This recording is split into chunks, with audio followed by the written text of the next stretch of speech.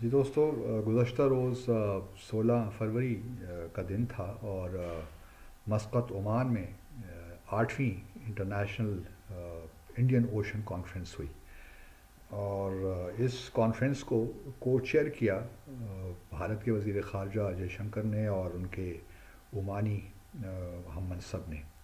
اور یہ جو کانفرنس ہے اس کے آرگنائزر یوزلی ہوتے ہیں انڈیا فاؤنڈیشن جیسا کہ ہم سب جانتے ہیں۔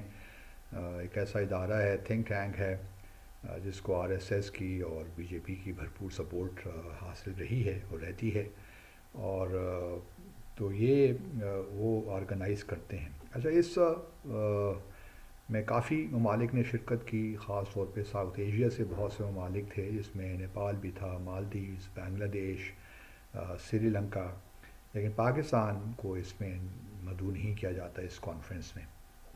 اور پھر جے شنکر صاحب کی سائیڈ لائن سے بھی میٹنگ ہوئی تمام تقریباً سبھی لوگوں کے ساتھ جو بھی وہاں پہ آئے ہوئے تھے، اور کافی زیادہ 20 سے 30 کے قریب کنٹریز نے شرکت کی اس کانفرنس میں۔ ایک انٹرسٹنگ ملاقات جو ہوئی وہ بنگلہ دیش اور بھارت کے وزرائے خارجہ کے درمیان ہوئی، اور یہ پہلی ملاقات نہیں ہے، اس سے پہلے بھی دونوں وزرائے خارجہ مل چکے ہیں، اور جو چیف فارن افیئرس کے ایڈوائزر ہیں، جن کو فارن منسٹر ہی ہم کہتے ہیں، توحید حسین صاحب، ان کی ملاقات بنگلہ دیش کا بھی جانے سے پریس ریلیز ہوا، اور ملاقات تو اچھی رہی، اور لیکن وہی ایشوز ہیں جو کہ ابھی تک موجود ہیں دونوں ممالک کے درمیان۔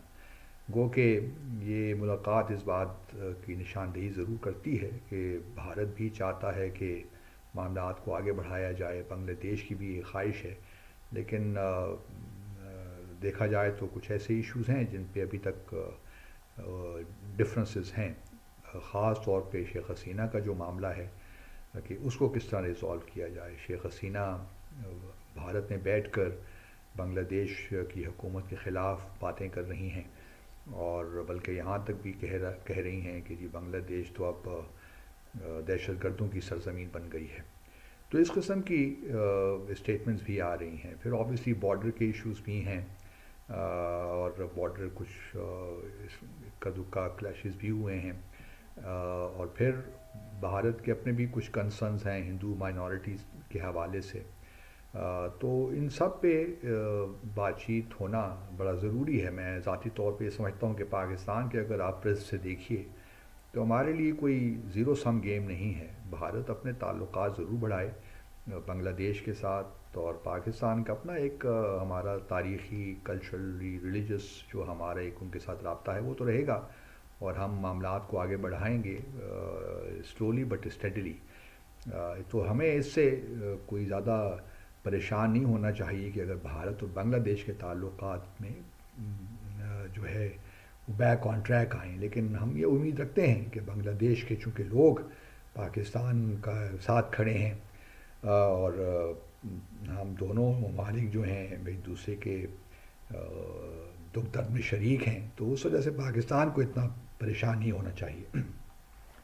اب یہ جو ایک ابھی تک دیکھیے بنگلہ دیش کے چیف ایڈوائزر جو ہیں ڈاکٹر محمد یونس اور بھارتی وزیر اعظم کے درمیان کوئی ملاقات ابھی تک نہیں ہو سکی۔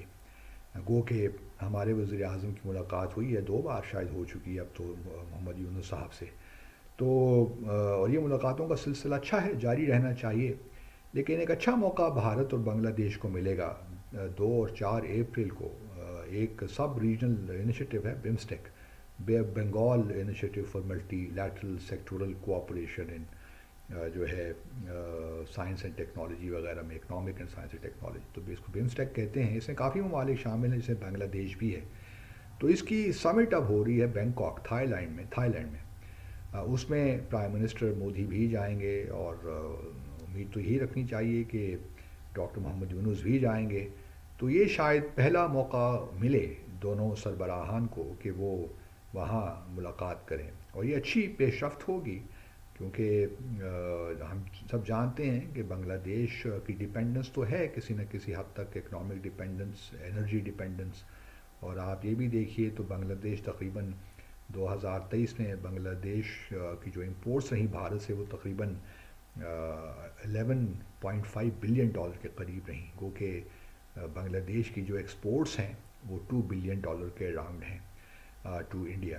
لیکن چونکہ بھارت کی ایکسپورٹس زیادہ ہیں بنگلہ دیش، تو بہت سے ایسے بھی انڈسٹریلسٹ ہوں گے، بزنس مین ہوں گے، ایکسپورٹرز ہوں گے بھارت کے، کہ وہ بھارت کی حکومت پریشر تو بلڈ کر رہے ہوں گے کہ جی آپ تعلقات کو ٹھیک کریں، ورنہ ہم نے جو اسپیس بنائی تھی، جو مارکیٹ ہم نے کیپچر کی تھی بنگلہ دیش کے پیچھے 15-16 سالوں میں، وہ ہمارے ہاتھ سے نکل جائے گی. تو یہ ایک پریشر آپ کہہ سکتے ہیں گروپس موجود ہیں بھارت کے اندر ہی جو کہ اپنی حکومت کو مجبور کی. اس طرح اگر آپ دیکھیں تو پنجاب میں، امرتسر وغیرہ میں جو لوگ پاکستان بھارت ٹریڈ سے متاثر ہوئے ہیں، وہ بھی یہی پریشر بلڈ کر رہے ہیں، خاص طور پہ جو پنجاب کے لوگ ہیں. لیکن یہاں پہ کیونکہ 11-12 بلین کی ایکسپورٹ کا معاملہ ہے، تو یہاں پہ پریشر زیادہ ہوگا آئی ایم شیور. تو بھارت کی بھی ایک لحاظ سے آپ کہہ لیجیے ڈپینڈنس تو ہے بنگلہ دیش پہ. اب یہ $12 بلین کی ایکسپورٹ کہاں جائے گی، تو بڑا سوچنے والا سوال ہے. اور پھر بنگلہ دیش کے بھی انٹرسٹ میں ہے. اور جو یہ دو چیزوں پہ بھارت کو بہرحال جو اس کا پروپیگنڈا ہے اس کو ختم کرنا پڑے گا. ایک تو جو ہندو مائنورٹی کی بار بار بات کر رہے ہیں، جو پاکستان سے متعلق بھی کرتے رہتے ہیں، یہ جو ایک فالس نیریٹو یہ بنانے کی کوشش کر رہے ہیں، اس کو شاید بنگلہ دیش کے کانٹیکس میں بھارت کو یہ زیب نہیں دیتا کہ یہ چیزیں کرے. کیونکہ بنگلہ دیش میں ٹھیک ہے، شروع کے دنوں میں جب انقلاب یہ آ رہا تھا، حکومت شیخ حسینہ بھاگ رہی تھی، تو اس وقت کچھ ہندوؤں کو وہ زیر اعتاب ضرور آئے ہوں گے، لیکن کوئی ایسی سوچی سمجھی اسکیم کے تحت یہ نہیں ہو رہا. یہ ایک اسپونٹینیس چیز تھی جو ہو گئی، گزر گئی. اور Bangladesh is committed to take care of its minorities, ہندو ہوں، کرسچنز ہوں، کسی بھی مذہب سے ہوں. تو ہمیں کوئی ایسی چیز نہیں ملتی بنگلہ دیش میں جس سے ہم یہ کنکلوژنز ڈرا کریں کہ بنگلہ دیش میں مائنورٹی سے خلاف کوئی بات ہو رہی ہے. تو یہ بھارت کو بہرحال سوچنا پڑے گا. اور دوسری بات شیخ حسینہ کی حوالے سے ہے. شیخ حسینہ چلیے اب تک تو بھارت میں ہیں، گو کہ فارمل ریکویسٹ بھارت نے بنگلہ دیش نے کر دی ہے ان کی ایکسٹریڈیشن کی، جو ان کی ٹریٹی ہے آئی تھنک 2015 کی یا 2012 کی، تو اس کے تحت. لیکن بھارت کچھ ایسی جو اس میں پروویژنس ہیں اس ٹریٹی میں، ان کو انووک کر رہا ہے کہ پولیٹیکل جو ایکسٹریڈیشن ہے وہ اس میں اس سے ایکسیمپٹ ہیں. لیکن بنگلہ دیش تو ان کو کرمنل کہہ رہا ہے، تو ان کا جو انٹرنیشنل کرمنل ٹریبونل ہے اس کے تحت ان کو بلایا گیا ہے. تو اب دیکھتے ہیں کہ معاملات آگے کس طرح بڑھتے ہیں. تو آنکھیں لگی رہیں گی. مودی یونس کی ملاقات جو ابھی تک اس کا اعلان تو نہیں ہوا، لیکن مجھے لگتا ہے کہ یہ ملاقات بینکاک میں ہو جائے گی، اور یہ ایک اچھا بریک تھرو ملے گا بھارت کو ویزاوی بنگلہ دیش. اور پاکستان سے کم از کم اس سے پریشان نہیں ہونا چاہیے. ہمارے اپنے تعلقات ہیں، ہمیں اسی پہ فوکس کرنا چاہیے. Thank you.